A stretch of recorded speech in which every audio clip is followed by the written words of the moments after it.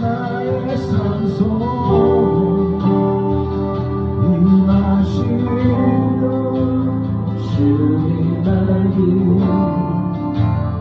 주만 보기 소망해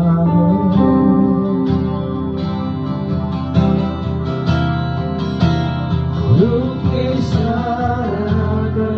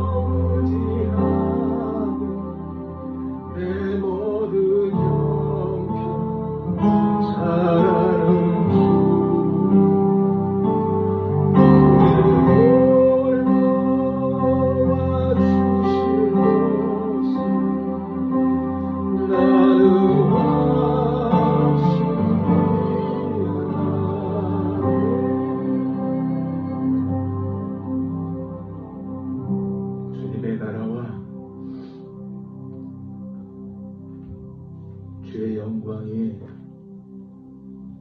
우리 가운데 우리 삶 가운데 이루어지기를 하나님 아버지 원하시는 주님 앞에 우리가 나와 이렇게 예배하고 경배합니다. 주님 영원히 죽을 수밖에 없는 저희들을 구원하심을 감사하며 늘 부족하지만 죄악 가운데 있는 저희들을 그리스도의 장성한 분량만큼 인내하시고 참아주시며 기다려주시고 그래서 주가 원하시는 그런 아름다운 삶을 살도록 인도하심을 감사합니다. 오늘도 우리가 감사함으로 그 문에 들어가 주의 이름을 송축할 때 주님으로 영광 받아 주옵시고 주께서 주시고자 하는 큰 은혜를 우리 가운데 가득 부어주사 우리가 옷깃을 넘기며 우리가 또 삶 속에서 그리스도의 아름다운 향기를 발휘하고 주를 전할 수 있고 삶 속에서 살아계신 하나님의 능력을 나타낼 수 있는 그러한 우리의 인생, 우리의 삶이 되게 하여 주옵소서. 그럼에도 불구하고 우리의 일주일 삶을 돌아보고 때 죄악 가운데 있었음을 고백합니다. 하나님 앞에 온전히 살고자 다짐했던 우리였건만 우리의 주장이 많았고 우리의 생각이 많았고 하나님의 마음을 슬프게 했던 것이 많았지만 그럼에도 불구하고 그런 연약한 우리들을 아신 주님이 다독하고 이루어지고 세워주시고 이렇게 한 발 한 발 천성을 향하여 갈 수 있도록 은혜 주셔서 감사합니다. 주의 보혈로 정결케 하여 주옵시고 다시 새롭게 하여 주옵시고 굳건하게 일어설 수 있는 주의 백성들이 다 되게 하여 주옵소서. 하나님 아버지, 우리가 세상을 바라보는 눈이 주의 눈으로 바라보게 하여 주옵시고 주의 마음을 품고 기도할 수 있는 우리가 되게 하여 주옵소서. 대한민국을 바라볼 때 너무나 안타깝고 속상함이 너무 많이 있습니다. 하나님 아버지, 사법부가 무너진 모습을 많이 봅니다. 그러나 정의가 하수같이 공법이 강물같이 흐르게 하신 하나님일 것을 믿습니다. 주께서 바로 세워주옵시고 바른 일꾼을 세워주옵시고 그래서 대한민국의 정의가 하수같이 공법이 강물같이 흐르는 나라가 되게 하여 주옵시고 주 앞에 돌아와 주께서 원하시는 나라, 하나님이 기뻐하신 나라가 되게 하여 주시며 땅 끝까지 복음을 전하되 제대로 전할 수 있는 대한민국 땅 되게 하여 주시며 교회인들이 되게 하여 주옵시고 영적 지도자들이 되게 하여 주옵소서.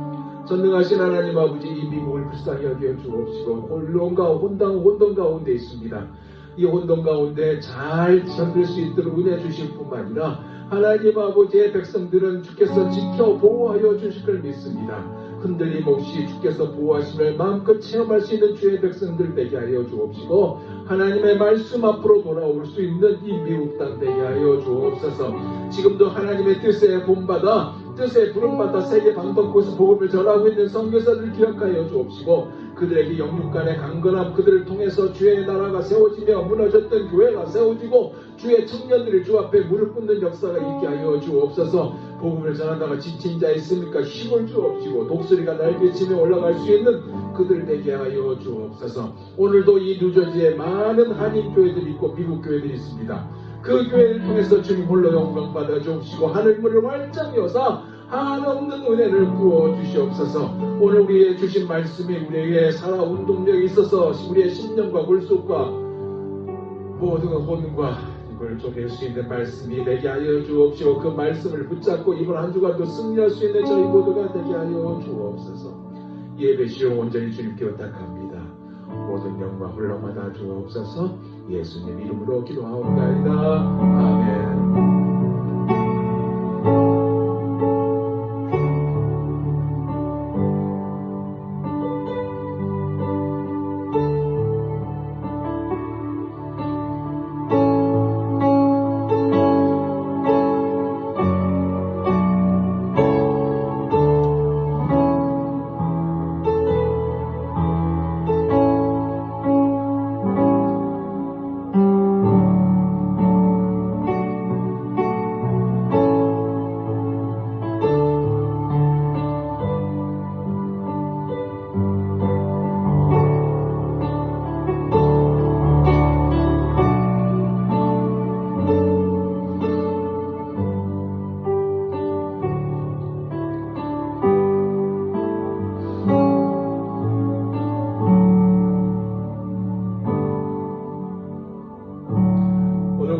하나님의 말씀은 사도행전 12장 1절에서 17절까지의 말씀입니다.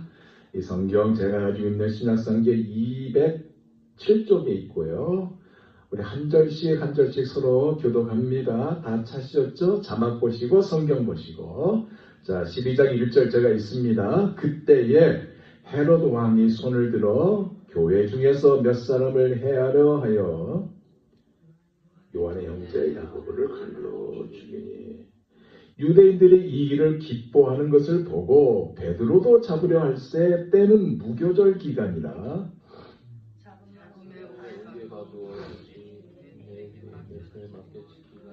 6월절 후에 백성 앞에 끌어내고자 하더라. 이에 베드로는 옥에 갇혔고 교회는 그를 위하여 간절히 하나님께 기도하더라.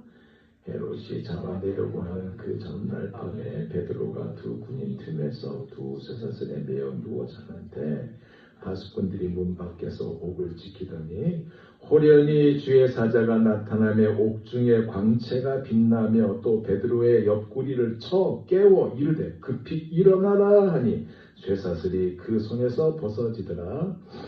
천사가 이르되 뜰을 띠고 신을 지니라 하면은 베드로가 그대로 하니 천사가 또 이르되 겉옷을 입고 따라오라 하는데 베드로가 나와서 따라갈새 천사가 하는 것이 생시인 줄 알지 못하고 환상을 보는가 하니라. 이에 천사와 둘째 파수를 지나 시내로 통한 쇠문에 이르니 문이 저절로 열리는지라. 나와서 한 거리를 지나매 천사가 곧 떠나더라. 이에 베드로가 정신이 들어 이르되 내가 이제야 참으로 주께서 그의 천사를 보내어 나를 헤롯의 손과 유대 백성의 모든 기대에서 벗어나게 하신 줄 알겠노라 하여 깨닫고 마가라는 요한의 어머니 마리아의 집에 가니 여러 사람이 거기에 모여 기도하고 있더라. 베드로가 대문을 두드린데 로데라 하는 여자아이가 영접하러 나왔다가 베드로의 음성인 줄 알고 기뻐하여 문을 미처 열지 못하고 달려들어가 말하되 베드로가 대문 밖에 섰더라 하니 그들이 말하되 내가 미쳤다 하나 여자아이는 힘써 말하되 참말이라 하니 그들이 말하되 그러면 그의 천사라 하더라. 그들이 문을 열어 베드로를 보고 놀라는지라. 다같이요 베드로가 그들에게 손짓하여 조용하게 하고 주께서 자기를 이끌어 옥에서 나오게 하던 일을 말하고 또 야고보와 형제들에게 이 말을 전하라 하고 떠나 다른 곳으로 가니라. 아멘. 찬양하라 내 영혼아 찬양하면서 준비하시고 하나님 앞에 봅니다. 찬양하라 내 영혼아 찬양하라 내 영혼아 내 속에 있는 것들아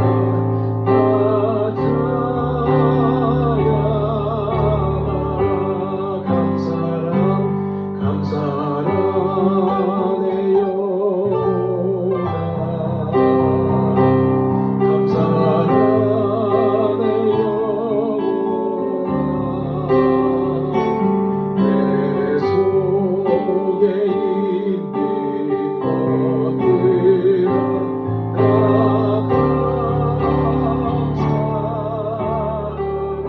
우리 다 같이 일어나셔서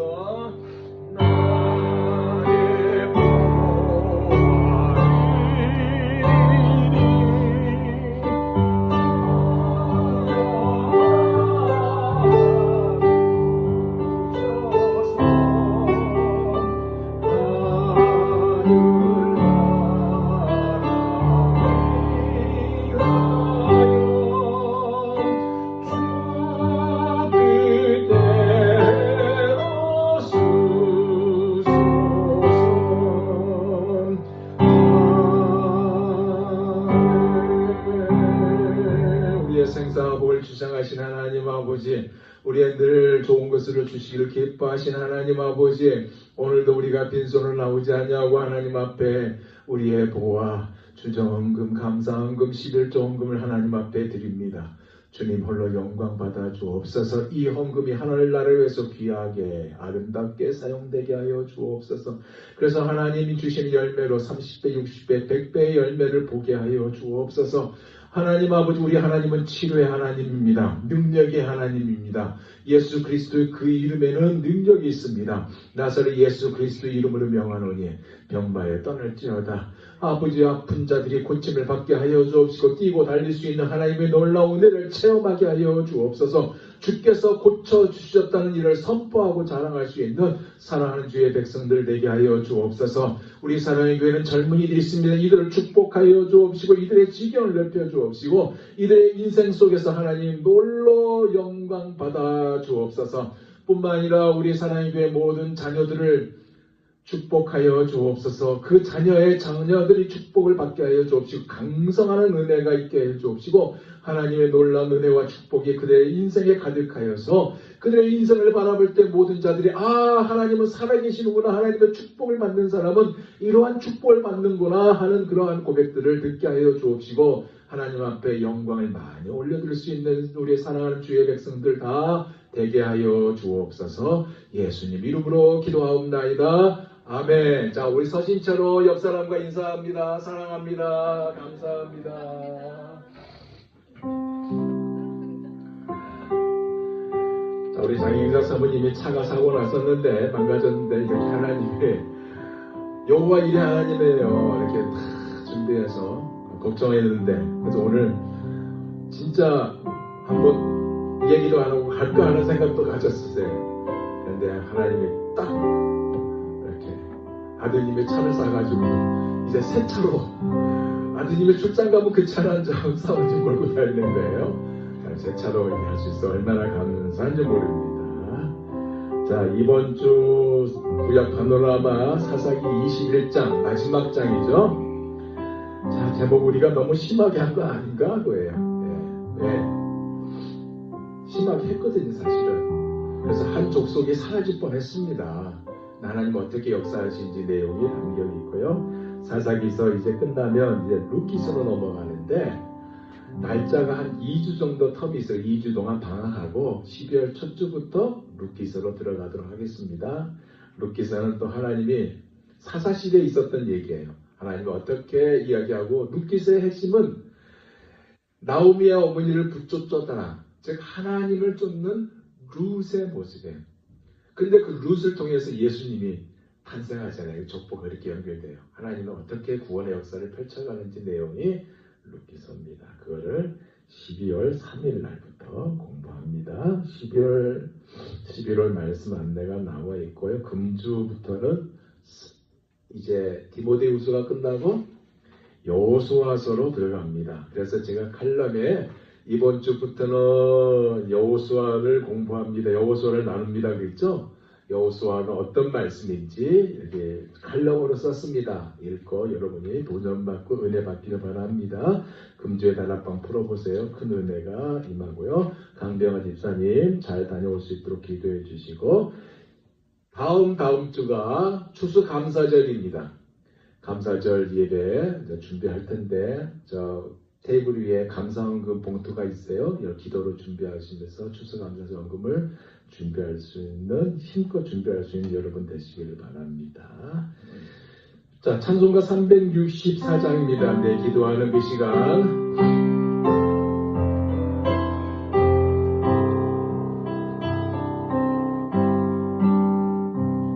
내 기도하는 그 시간 그때가 가장 즐겁다. 이 세상 근심 걱정에 엉매인 나를 부르사 내 진정 소원 주 앞에 난 낯이 바로 아래여 불행당에 슬플 때 나 위로받게 하시네. 내 기도하는 그 시간 내게는 가장 귀하다. 저 광야 같은 세상은 끝없이 방황하면서 위태한 길로 나갈 때 주께서 나를 이끌어 그 보좌 앞에 나가 그 은혜 받게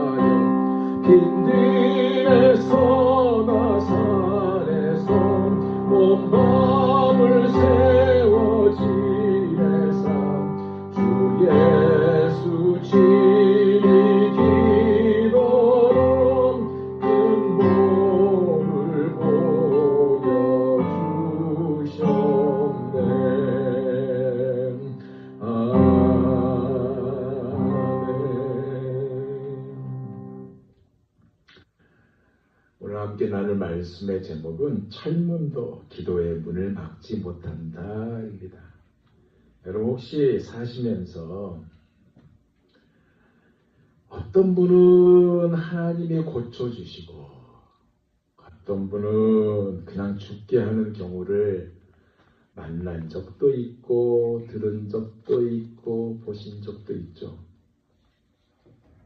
왜 하나님은 어떤 사람은 고쳐주시고 어떤 사람은 죽게 하실까요? 사실 이야기는요, 인간의 고통과 하나님의 주권이라는 이 어려운 얘기입니다. 사실은요. 쉬운 얘기가 아니에요. 사실 우리가 한번 들어보세요. 하나님의 주권은요, 인간의 이해를 초월합니다. 맞죠? 그죠? 그래서 모든 생명의 주인이시며 각 사람의 생명과 죽음을 통해서 하나님 자신의 영광을 드러내십니다. 즉 하나님은 절대적 주권자이기 때문에 고치시기도 하고요, 거두시기도 하시는데 거기에는 목적이 있어요. 그 목적이 뭐예요? 단지 생명의 보존함이 아니라 영혼을 구속하는 영혼의 구속함입니다. 이러한 사실을 우리는 모르기 때문에 이 사람은 꼭 살아야 하는데 왜 저 사람은 죽게 하셨을까라는 현실 고통을 바라보게 됩니다. 이것이 우리가 보는 눈이에요. 무슨 말인지 아시죠? 그러나 하나님은요, 영혼의 눈으로 보시기 때문에 어떤 사람은 고쳐주시고 그 생을 통해서 영광을 받으시고요, 또 어떤 사람은 죽음을 통해서 하나님 나라에 더 온전한 영광을 받으십니다. 그러니까 고침은 목적이 아니라 수단이다, 그 얘기입니다. 그래서 어떤 사람은 치유를 통해서 하나님의 선하심을 경험하게 하고요, 어떤 사람은 치유가 되지 않은 채 하나님의 충분함을 경험하게 합니다. 고침을 받는 자는 하나님의 살아계심을 증언하고 찬양하고 간증하게 하시고요, 죽음으로 부름을 받은 자는 하나님 나라의 실제를 증언하게 하시는 것입니다. 그래서 누군가에게는 치유로, 또 누군가에게는 죽음으로 나타나요. 그러나 그 끝은 하나예요. 하나. 무슨 얘기냐? 영원한 생명, 하나님의 품이라는 것은, 가슴 품이라는 것입니다. 거기 안기는 거예요, 다. 오늘 본문이요, 이와 비슷한 경우를 우리에게 보여주고 있습니다. 오늘 본문에 보면 그때가 헤롯 왕 통치 때라고 말하고 있습니다. 헤롯 왕 통치. 여러분, 헤롯이라는 이름이요, 복음서에 2명 나오고 사도행전에 2명이 등장해요. 이 사람이 같은 사람들이냐? 아니에요. 다 다릅니다. 예수님이 태어나실 때 헤롯이 나와요. 그 헤롯은 헤롯 대왕입니다. 그리고 예수님의 십자가에 돌아가실 때 예수님을 만났던 헤롯이 있어요. 그 사람은 세례 요한을 죽인 헤롯이거든요. 그 사람의 이름은 헤롯 대왕의 아들 헤롯 안티파스입니다. 그리고 오늘 본문의 헤롯은 헤롯 대왕의 손자예요. 헤롯 아그리파 1세고, 그리고 사도행전 26장에 가보면 또 헤롯이 나와요. 그 헤롯은 헤롯 아그리파 2세입니다. 이 사람들은 다 에돔 사람입니다. 에서의 자손이에요. 에돔 사람이라는 것은. 에돔 사람인데 유대인의 피가 섞인 사람이에요.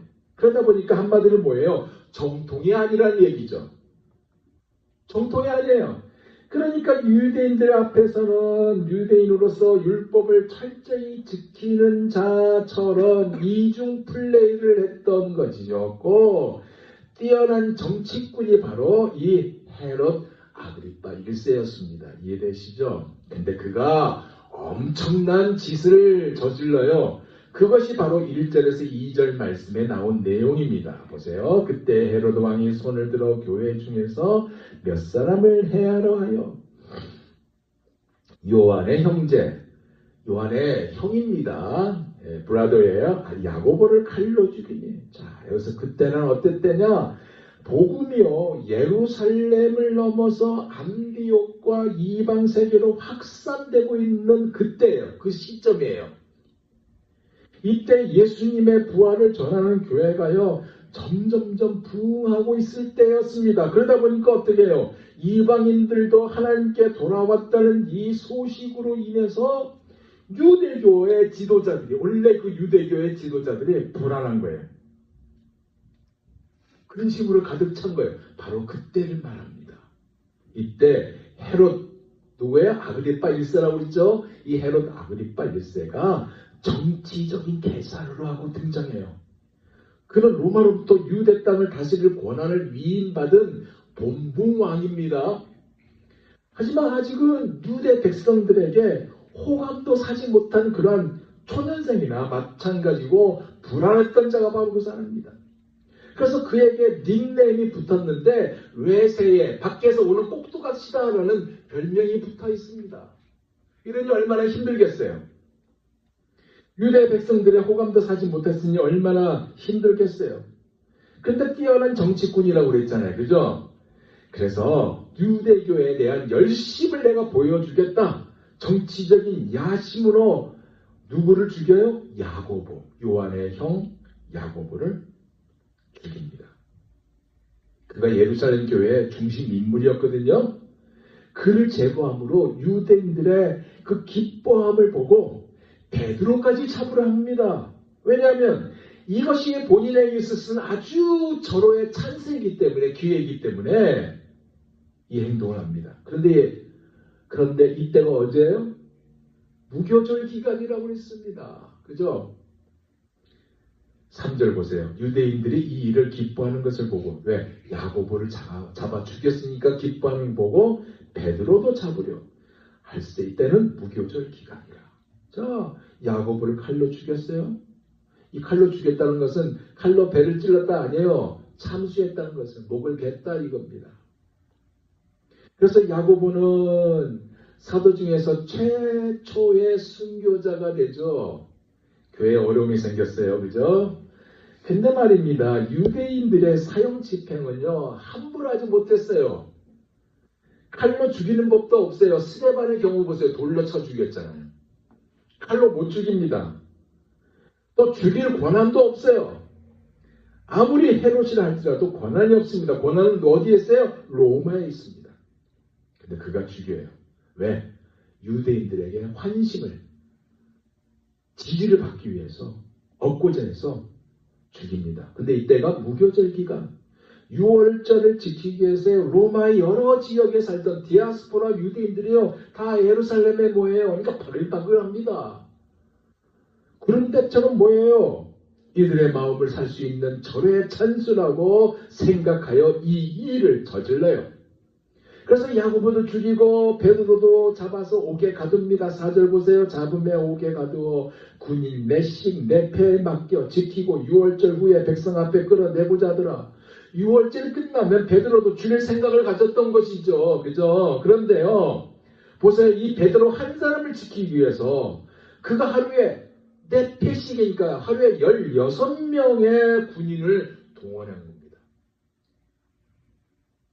오른쪽 팔과 왼쪽 팔에 쇠고랑을 묶어 그 쇠고랑 끝에 로마 병사의 몸을 묶었어요. 뭐예요? 한마디로 빠져나갈 구멍을 안 만들었다 그 얘기입니다. 빠져나갈 수 없다 그 얘기입니다. 그 이유가 무엇일까요? 단순한 과잉 보호 때문에 했을까요? 아니에요. 정치적 두려움과 종교적인 압력이 있었기 때문에 그랬고, 무엇보다도 그가 초자연적인 사건에 대해서 알고 있거든요. 그게 어떤 사건이냐? 사도행전 5장에 보면요, 사도들이 잡혀 들어가요. 대제사장과 그 종교 지도자들에 의해서, 사도 개인에 의해서 잡혀 들어갑니다. 왜 잡습니까? 마음에 시기가 가득하여 잡아놓죠. 그래서 사도들 감옥에 가는데 천사가 감옥에 옥문을 열었잖아요. 그리고 나온 그들이 숨어 지낸 게 아니라 성전에 가서 이른 새벽부터 하나님의 복음을 전했습니다. 이 사건을 알아요. 그래서 이 사건을 알기 때문에 하루에 16명의 군인을 동원하는 이 방법을 사용한 것입니다. 즉 하나님의 능력을 두려워하는 정치적인 야심가가 헤롯이었다.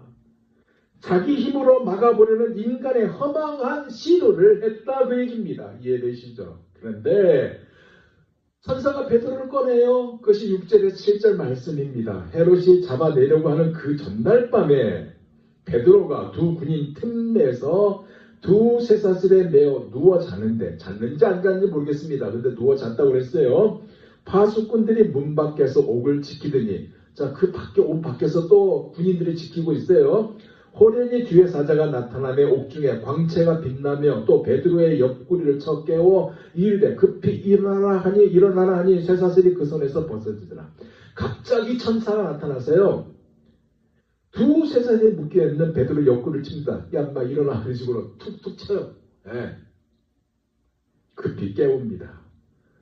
급히 일어나고 나라고 하니까 쇠사슬이 손에서 벗어났어요. 자, 무슨 얘기예요? 헤롯이 아무리 철저히 막아도 하나님의 능력 앞에서는 아무것도 아니라는 얘기죠. 아멘. 그리고 8절에서 9절 말씀해요. 천사가 이르되 띠를 띠고 신을 신으라 하거늘 베드로가 그대로 하니 천사가 또 이르되 겉옷을 입고 따라오라 한데 베드로가 나와서 따라갈 때 천사가 하는 것이 생시인 줄 알지 못하고 환상을 보는가 하더라. 자, 띠를 띠고 배 띠겠죠. 신을 신으라고 겉옷을 입고 따라오라고 하니까 그대로 했어요. 근데 이것이 꿈인가 생시인가 어리둥절했다고 했죠.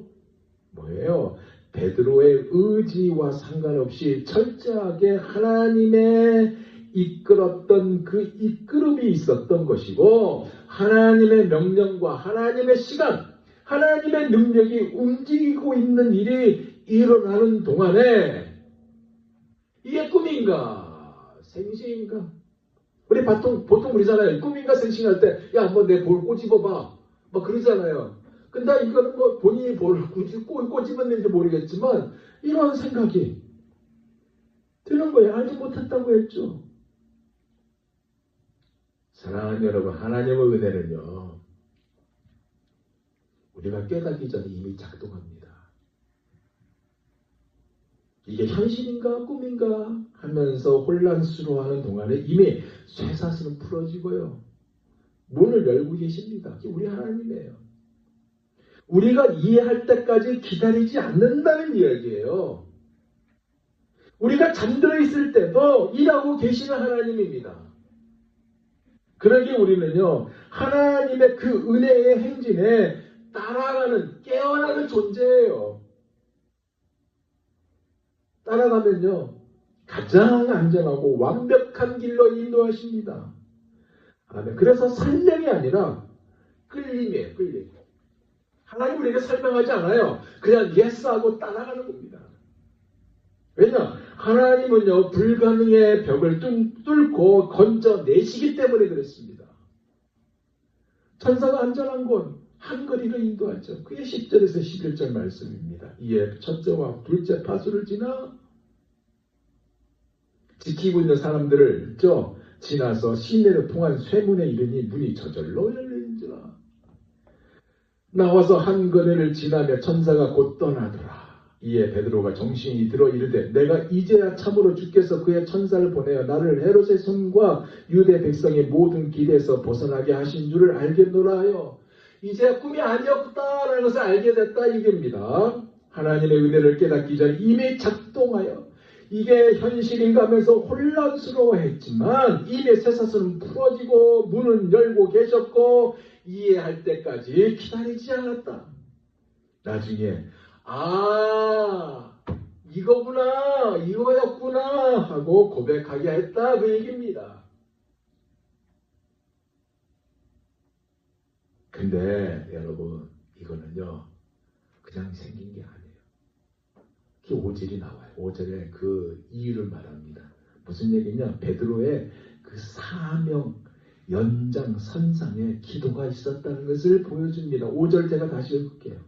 이에 베드로는 옥에 갇혔고 교회는 그를 위하여 간절히 하나님께 기도하더라.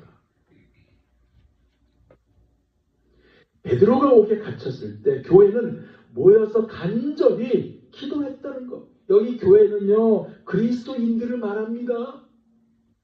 모여서 합심기도, 통성기도를 한 거예요. 많은 대화도 있을 것이고 많은 방법도 있겠지만 많은 대화, 많은 방법보다 기도로 문을 열었습니다. 왜냐하면 기도가 바로 답이기 때문에 그렇습니다. 그래서 12절에 뭐라고 그래요? 깨닫고 마가라 하는 요한의 어머니 마리아 집에 가니 여러 사람이 거기에 모여 기도하고 있더라. 기도하고 있는 것을 봤어요. 그래서 베드로가 자신이 나오는 이유를 알았습니다. 기도가 있었구나 하는 것을 알게 됐어요. 그러면 이렇게 베드로를 하나님이 구하셨는데 다시 앞으로 돌아가서 야고보도 구하면 너무나 좋잖아요. 안 그래요? 왜 야고보는 죽는 것을 허용하셨을까요? 왜 야고보를 죽게 하셨을까?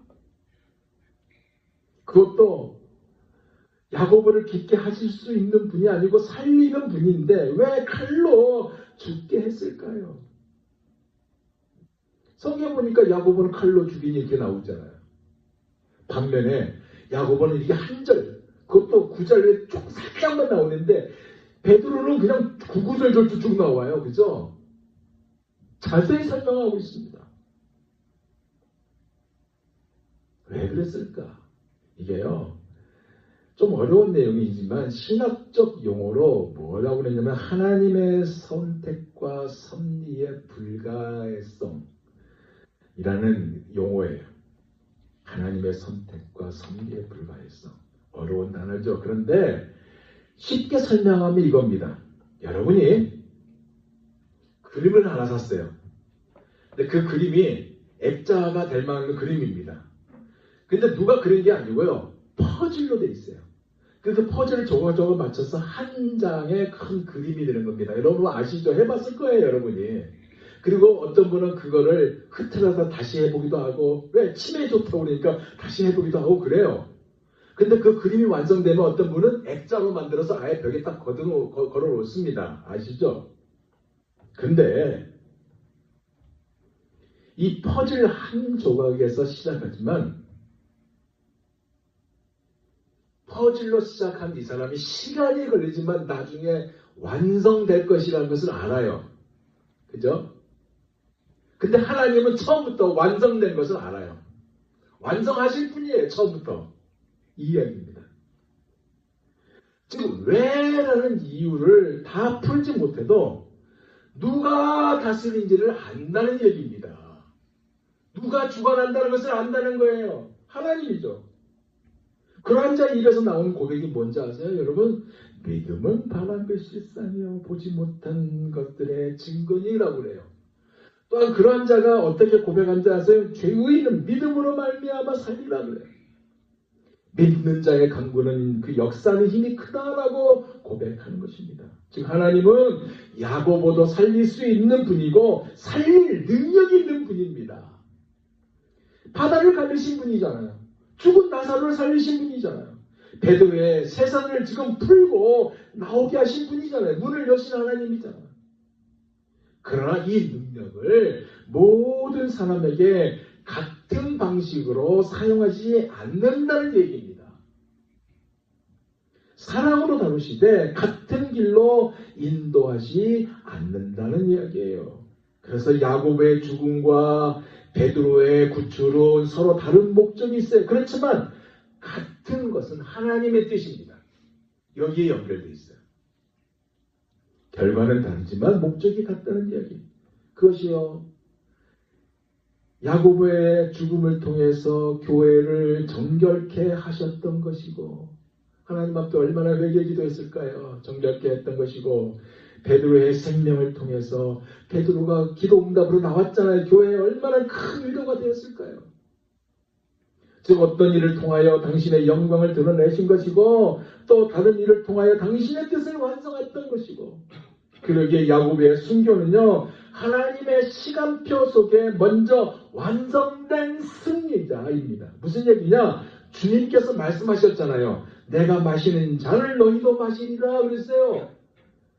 이것을 야고보는 먼저 마신 것이고 베드로는 사망의 연장선상이라는 열린 문에 서게 했던 것입니다.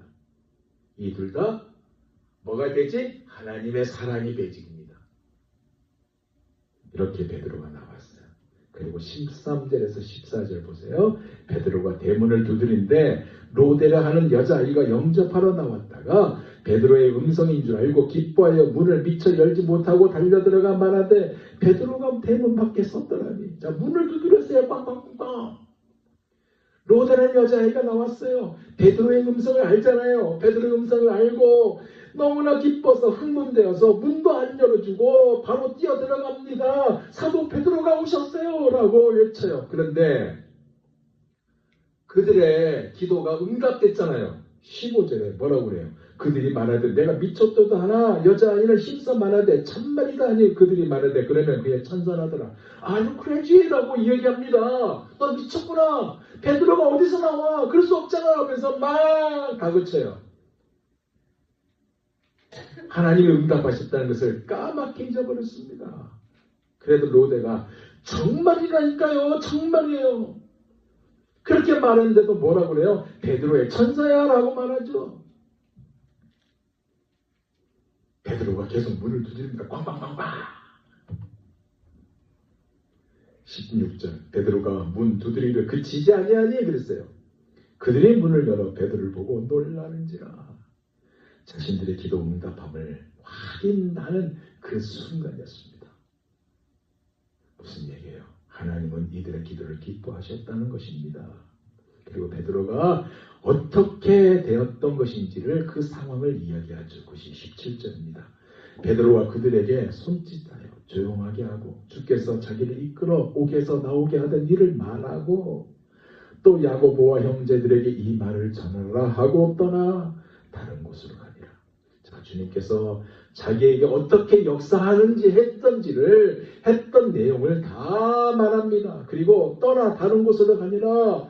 베드로가 이제 사도행전 무대에서 크게 그의 이야기가 나오지 않게 되었더라 그 얘기입니다. 이것이 오늘 본문의 내용이에요. 이러면서 오늘 본문을 끝을 맺습니다. 이것이 줄거리예요. 이제 말씀을 마무리할게요. 오늘 본문 이야기 중, 내용 중 저는 철문에 대해서 이야기하고자 합니다. 사랑하는 여러분, 우리는요, 우리 인생에 철문을 종종 만납니다. 자주 만나요. 그 앞에 자주 섭니다. 닫혀버린 귀의 문에 서기도 하고 불가능해 보이는 그 상황의 문, 아무리 노력해도 열리지 않는 현실의 문을 만납니다. 중요한 것은 이러한 상황에서 교회가 보인 행동이 무엇입니까? 어떻게 했어요? 베드로를 위하여 간절히 기도하더라. 네, 기도하였습니다. 이 기도는 혼자 하는 기도가 아니었어요.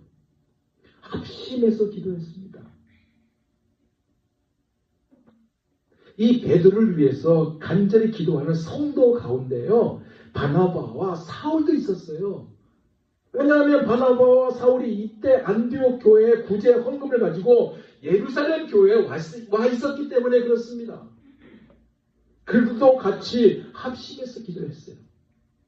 교회는 칼을 들지 않았습니다. 오히려 무릎을 꿇었습니다. 하나님 앞에. 이에 교회가 그를 위하여 간절히 하나님께 기도하라. 포기하지 않고 하나님만이 길입니다 하며 울며 부르짖었습니다. 사랑하는 여러분, 기도는요, 가장 닫힌 곳을 여는 열쇠입니다. 현실을 부정하는 망상이 아니에요. 하나님의 현실로 들어가는 문입니다. 하나님의 이 주권을 움직이는 것이 아니라 그 주권에 우리가 참여하는 하나님의 능력이 바로 기도입니다. 그래서 전능의 팔을 움직이는 신경이고요. 하늘의 창고를 여는 열쇠입니다. 그래서 무릎을 꿇는 자는 세상을 움직이는 것이에요. 왜냐하면 기도가 주님께 붙어있는 가지에 호흡이 되기 때문에 그렇습니다. 하나님은요, 오늘도 기도하는 사람을 찾고 있어요. 기도를 통해 스스로 열리는 것을 보도록 하십니다.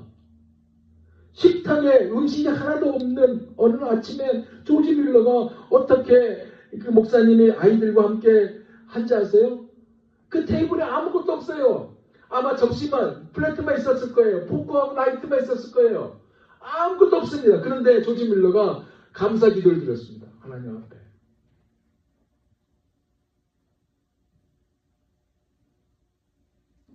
우리 같으면 알쿠해야지 그랬을 거예요. 이게 가능하다고 보입니까? 근데 감사 기도 드렸습니다. 그런데 몇 분이 지나서 갑자기 빵집 주인이 하나님은 오늘 아침부터요 당신 생각이 계속 났어요 하면서 빵을 가져다 줬어요. 조금 지나니까 우유를 배달을 마차가 고장나서 우유 배달을 제때 못합니다. 바로 근처에 있는 거기 그 조지 밀러 있는 그 고아원에 우유를 모두 주고 갔어요. 젊은이 열렸던 것입니다. 시간이 없지만 제가 고등학교 때 경험된 이야기를 하면서 말씀을 마무리합니다. 제가 고등학교 1학년 때부터 학교 옆에 기숙사를 막 짓고 있었어요. 제가 2학년이 됐을 때 그 기숙사가 다 지어졌습니다. 담임 선생님이 들어와서 아침 조회 시간에 얘들아 옆에 기숙사가 다 지은 건 너희들 봤지? 애들이 말하는데 예 선생님. 그래 우리 기숙사에 들어가서 열심히 공부하자. 선생으로서 마땅히 할 얘기입니다. 그때는 아이들이 모두 다 예 선생님 그랬습니다. 근데 그거로 끝나면 되는데 갑자기 선생님이 혹시 우리 가운데 기숙사에 못 들어가는 학생 있니? 있으면 손 들어봐 라고 느닷없이 얘기했습니다. 왜냐하면 저는 기숙사에 들어가고 싶지 않았어요. 기숙사 들어가면 주일날 교회 가는데 지장이 있다고 생각했기 때문에 들어가고 싶지 않았거든요.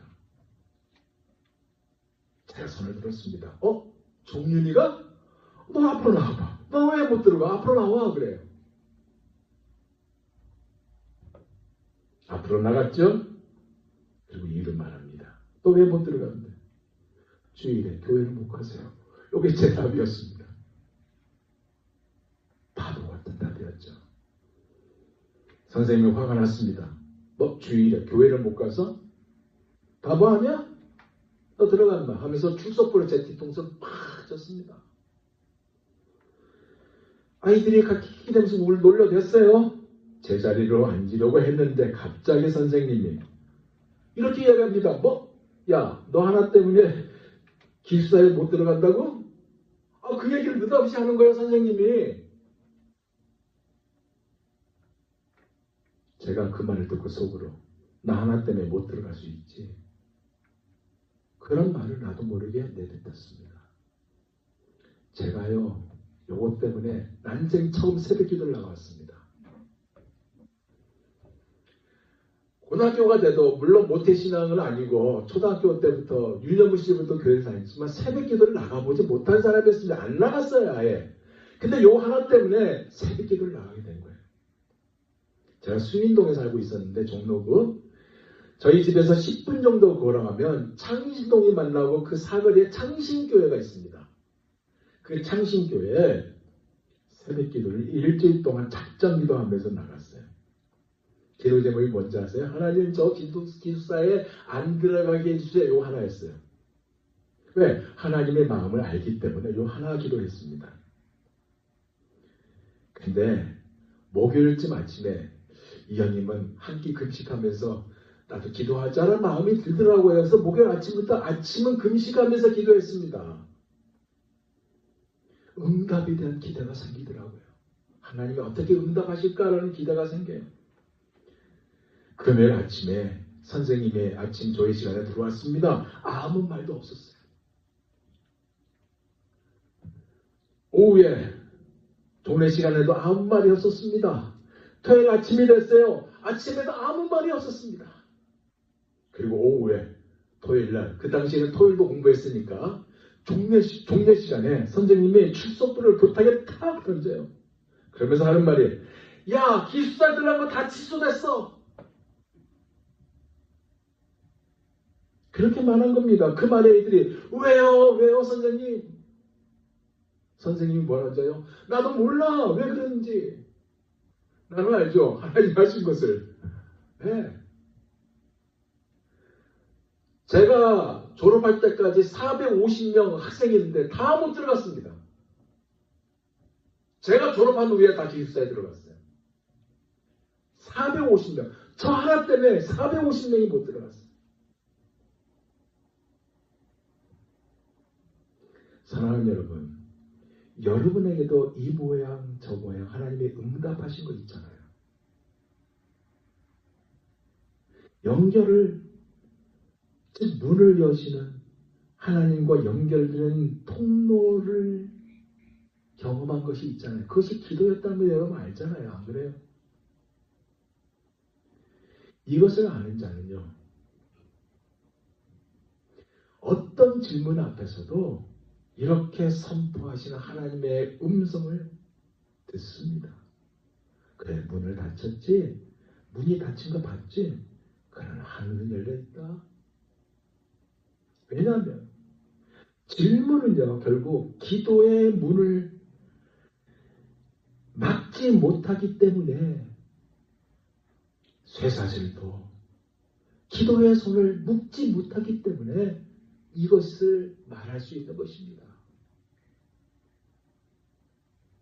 기도하는 사람은요, 이미 감옥 밖의 세계를 살고 있는 거예요. 아멘입니까? 이 은혜의 주인공이 다 되시길 예수 그리스도의 이름으로 축원드립니다. 기도하겠습니다.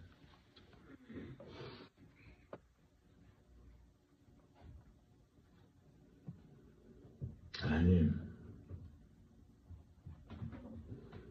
철문이 우리에게 있습니다. 그 철문은 건강의 철문이고,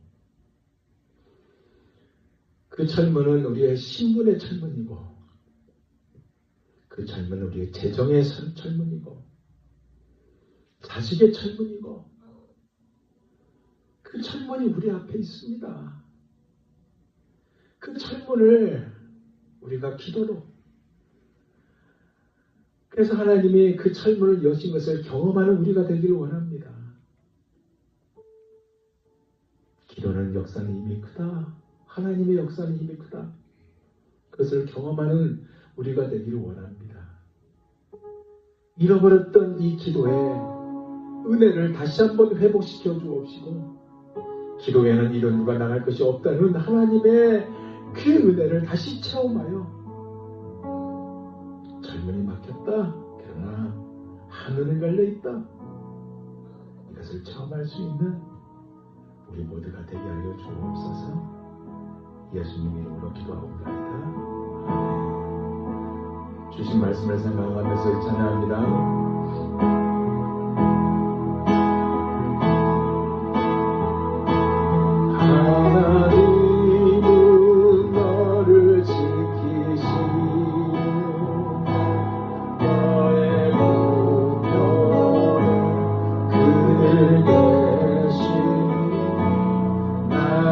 해와 밤에 살고 너를 해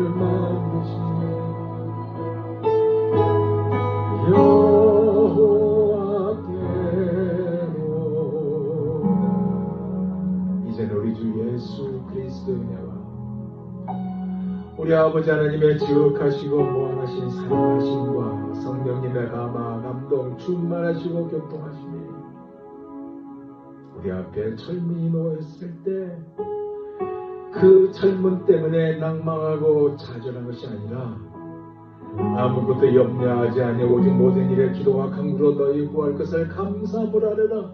그러면 모든 지각에 대하신 하나님의 평강이 그리스도 예수 안에서 너희 마음과 생각을 지킨다는 이 말씀을 굳게 믿고 철문은 닫혀 있지만 하늘은 열려 있으니 주께 기도함으로 주께서 역사하심을 마음껏 체험하기로 다짐하고 돌아가는 사랑하는 주의 백성들 머리 위에 이제로부터 영원히 함께 있을지어다. 아멘.